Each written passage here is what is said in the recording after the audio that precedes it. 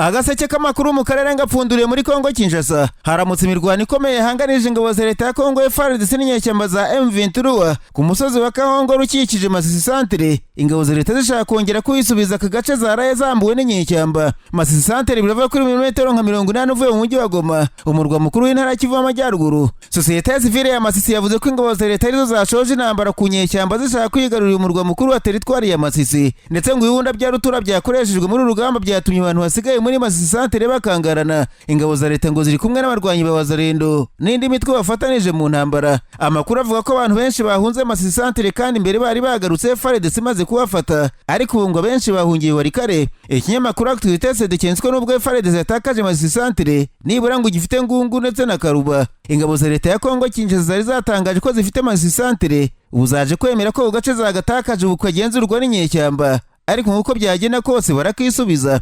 Ako gace kari kamaze amasaha 24 kari mu maboko y'igisirikare cya Kongo Kinshasa, bivuga ko cyabonye inkunga y'ingabo nyinshi zavuye i Burundi zikaba zarabafashije no gufata agace ka Ngungu. Iyi ntambara ya FARDC kuri M23 leta ya Kongo ivuga ko itizwe umurindi n'itangazamakuru n'ijambo inyeshyamba. Mu minsi ishize abategetsi muri Kivu y'Amajyaruguru bavuze ko nta gace yabe n'akangana urwara kafashwe na M23, kandi itangazamakuru rikagaragaza ko ubutaka bunini mu ntara buri mu maboko y'inyeshyamba. Ibi byatumye ubutegetsi bwa Kinshasa bwambura uburenganzira bwo gukorera muri iki gihugu televiziyo y'Abarabu ya Al Jazeera. Ikinyamakuru The New York Times cyanditse ko umuyoboro w'amakuru Al Jazeera wambu uburenganzira bwo gukorera muri Repubulika ya Demokarasi ya Kongo nyuma yo kwanga kugama mu nkuru itangaza kubera mu burasirazuba bw'iki gihugu, igaha ijambo uruhande rwa M23 ruhanganye na guverinoma ya Kinshasa. Iki cyemezo cyatangajwe na Minisitiri w'itangazamakuru akaba n'umuvugizi wa guverinoma Patrick Muyaya mu gitondo cyo kuwa kane mu kiganiro n'itangazamakuru yatanze ari kumwe na Minisitiri w'Ububanyi n'Amahanga Therese Kayikwamba Wagner ndetse n'umuvugizi w'ingabo za leta ya Kongo General Kenge. Uyu muvugizi ati mu rwego rwo kurengera ibitekerezo byacu rusange nta mwanya uhari wo kudasobanuka kubwo kurengera iterabwoba twafashe icyemezo cyo gukuraho uruhushya rwahawe abanyamakuru ba Al Jazeera. Patrick Muyaya yashinja Al Jazeera kohereza umunyamakuru utari ku rutonde rwemerewe gukorera muri Kongo kandi ushyigikiye u Rwanda akajya gukoresha ikiganiro umuyobozi w'umutwe w'iterabwoba. Ati ni gute bakumva ukuntu igitangazamakuru nk'iki gifite abanyamakuru buri gihe bemererwa gukorera muri Kongo gishobora gukoresha umushakashatsi umurwanashyaka uzwi cyane ko ashyigikiye u Rwanda utari ku rutonde rwemewe akajya kubaza umuyobozi w'umutwe w'iterabwoba atabanje kubyemererwa kandi nta visa. Muyaya avuga ko guha ijambo abaterabwoba ari nko gushyigikira iterabwoba kandi ngo ibyo ntabwo byemewe. Cyakoze umuvugizi wa guverinoma ya Kongo yashimiye ibindi bitangazamakuru nka RFI ivuze ko byo bitajya biha ijambo abaterabwoba, gusa ibyo bitangazamakuru nabyo hari ibyo bigomba gusabwa kubahiriza. Byanditswe Al Jazeera yazize ko yahaye ijambo Bertrand Bisimwa ukuriye M23 akananenga ubutegetsi bwa Kinshasa nka nyirabayazana w'intambara wo kwemera ibiganiro. Nararanganisha amaso ibinyamakuru byandikirwa muri Uganda. Abanyamakuru bakize amakaramu ku mpapuro barandika. Banditswe umugaba mukuru w'ingabo za Uganda General Muhoozi yatangaje ko atazongera gukoresha urubuga rwa X rwose ari Twitter yari amaze imyaka 10 akoresha. Muhoozi yemeje aya makuru mu butumwa yanyujije kuri urwo rubuga yakurikirwaho n'abarenga miliyoni 1 itarusiba. Yabwiye abamukurikiraga ko nyuma y'imyaka 10 akoresha ruriya rubuga kuva 2014 Yesu Kristo yamusabye kuruvaho akita ku ngabo za Uganda bere umugaba mukuru. Ikinyamakuru Chimp Report gisubiramo amagambo yanditswe na General Muhoozi agira ati byari urugendo rushimishije ndi kumwe namwe kuri iyi mihanda mu myaka 10 ishize kuva 2014. Icyakora igihe kirageze ku mabwiriza n'umugisha wa Nyagasani wanjye Yesu Kristo ngo ngende ahubwo nite ku gisirikare cya UPDF. General Muhoozi yavuze ko mu gihe gikuye kiri imbere ubwo azaba yamaze gusohoza inshingano ze kugarura amahoro mu karere ashobora kuzagaruka kuri uru rubuga X. General Muhoozi kandi rugaba yasezeye kuri X nyuma y'igihe anyuze kuri uru rubuga ubutumwa bwagiye butavugwaho rumwe. Muri bwo harimo bwagiye akangisha ibihugu bituranye na Uganda kuba yabitera, ibyagiye bitera umwuka mubi ushingiye kuri diplomasi hagati yabyo na Kampala. Bumwe mu butumwa bwa nyuma uyu musirikare yanditse kuri urwo rubuga nubwo yakangishije umunyapolitike Bobi Wine ko ashobora kuzamuca umutwe, ibyatumye umuyobozi w'ishyaka NUP asa n'uwishinganisha. Uyu muhungu wa Perezida Museveni inshuro nyinshi yandikaga, bamwe mu Banyayuganda bavuga ko ashobora kuba yandika maze kugira uko yigenza, nubwo ntabagaragaje ko wenda yandikaga ageze haruguru yo kuri 40 kurya nyuma. Umugani w'umunyarwanda uvuga ko umubyeyi acumura yicaye wageze kuri Perezida Museveni, kuko nko muri 2022 ubwo umuhungu yandikaga ko zatera Kenya agafata igihugu byasabye ko Perezida Museveni ubwo asaba imbabazi mu maguru mashya abanyakenya ndetse amuhindurira inshingano icyo gihe. Ikinyamakuru Chimp Report cyanditswe nubwo ntabyera ngo de ntawahamya ko General Muhoozi yakoreshaga urubuga y'isi nabi mu buryo bwo gushoza intambara gusa, kuko yajyaga rukoresha isaba ibihugu bihanganye bituranye na Uganda kumvikana akagaragaza ko amahoro nta kiyasimbura. Icyo kinyamakuru kitese ubwa mbere General Muhoozi avuga ko avuye ku mihanda nk'uko babyita akagaruka. Bamwe bagakeka ko ufite inyota ya politiki yo kubitekerezo byo muri politiki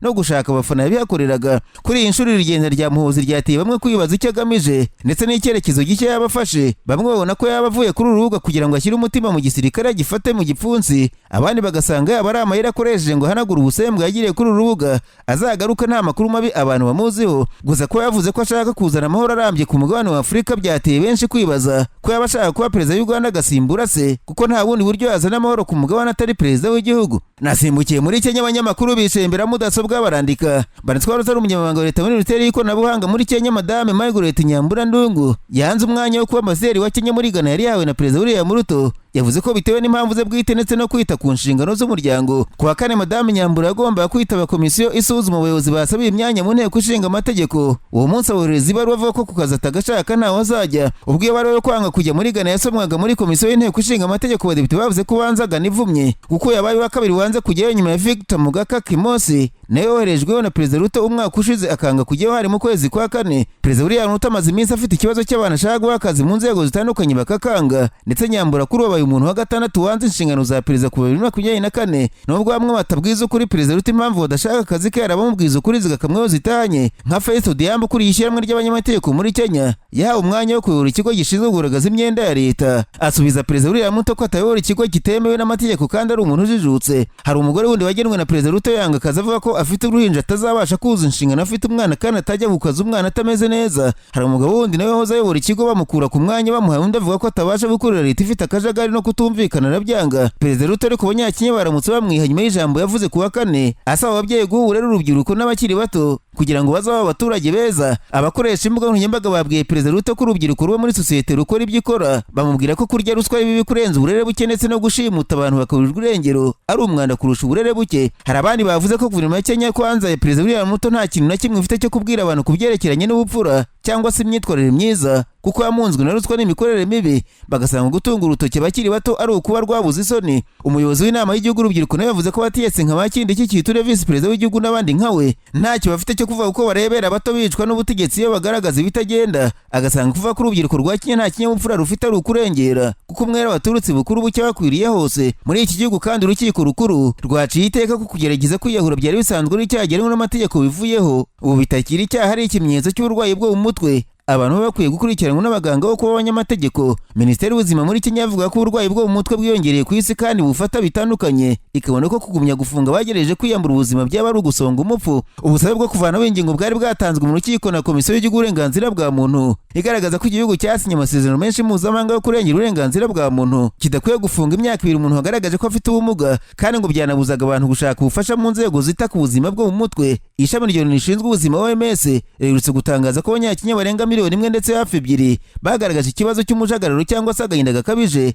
ibizwi nka depression mu ndimi z'amahanga. Ibi ngo byerekana ko bagerageza kwiyahura bashobora kuba benshi uko byagenda kose, babitewe n'izi mpamvu atari ukugambirira kwiyica. Agaseke k'amakuru mu karere ngapfunikire Burundi, abanyamakuru bakoze ba muri no barandika. Banatse ko abagabo 3 bakoraga mu biro bya perezida mu Burundi batawe muri yombi n'inzego z'iperereza bashinjwe ubugambanyi ku gihugu, aho batumye perezida Evariste Ndayishimiye ababarira abantu bahamwe n'ibyaha byo gufata ku ngufu n'ubwicanyi kandi bitajya bibabarirwa. Abo bagabo 3 barimo Jean Baptiste baribonekeza, Cyril Sibomana ufitanye isano ya hafi n'umugore wa perezida w'u Burundi ndetse na Ricard Harerimana birukanwe mu kazi kuwa kane bahita bafungwa. Ikinyamakuru SOS Minecyenzwe ibaruwa birukana ivuga ko basebeje urwego rw'ikirenga rw'igihugu kumva perezida y'imbabazi abicanyi ruharwa n'abafasha abagore n'abana ku ngufu. Izi mbabazi za perezida Ndayishimiye zatanzwe mu kwezi kwa 11 k'umwaka ushize, abantu barafungurwa kugeza mu kwa 12 k'uwo mwaka, ariko Rwanda rwavuze ko icyo gikorwa kitagenze neza cyane cyane bamaze kubona abantu bari bakatiye Burundi bahaye imbabazi ku kanya. Itangazo ryirukana abagabo rivuga ko mu mabwiriza yari yatanzwe na perezida ku bakozi bo mu biro bye babishinzwe yari yategetse ko abantu bahamwe n'ibyaha by'ubugome nk'ubwicanyi no gufata ku ngufu batarebwa n'imbabazi abangaba babirengaho barabarekura. Ibyafashwe nko kugambanira igihugu, abo bagabo mu bahaye imbabazi batazemerewe hari abari bafungiye muri gereza za Burundi na Rutana. Iki cyaha cy'ubugambanyi ku gihugu kiramutse kibamye amategeko mu Burundi ateganya ko bafunga imyaka itari munsi ya 20. Nubwo iperereza rigikorwa arabakeka ko abantu baba baratanze igiturire kuri abo bagabo bashyiraga ku rutonde bagomba gufungurwa ngo babashe gusohoka, kandi n'uburyo byatinze gukora izo ntonde abaturage bari batangiye kuva ko haba harimo za ruswa.